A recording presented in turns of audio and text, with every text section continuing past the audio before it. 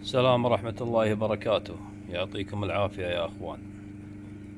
الخلطة أبعطيكم خلطة هذه يا جماعة تخلي الزغلول وعظم الزغلول وحجم الزغلول كبير.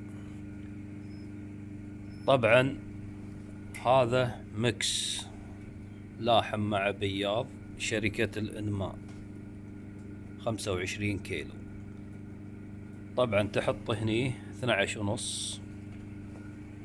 هذه خلطتي أنا 12.5 كيلو. 12.5 كيلو يعني هذه الخيشة أحط عليها الشعير خيشة.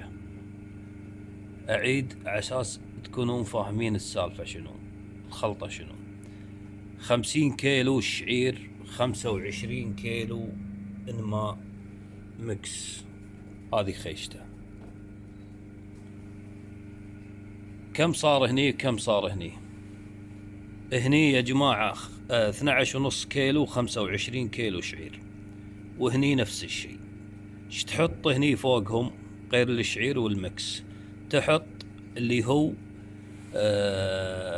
ذرة 5 كيلو صفرة، والذرة 5 كيلو صفرة، بحيث انك اذا حطيت بالمعلى في الخانات او حطيت باي مكان يطلع لك 15 حبة ذرة. هذه الخلطة يا اخوان 50 كيلو شعير مع 25 كيلو مكس بياض لاحم وبياض مكس اسمه،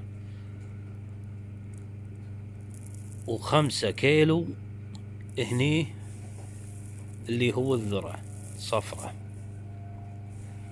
و5 كيلو ذرة صفرة. يا اخوان الخلطة هذه انا صار لي استعملها 6 شهور.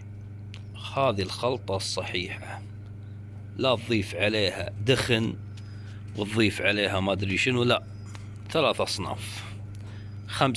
50 كيلو شعير مع 25 كيلو اللي هو هذا المكس اللاحم والبياض،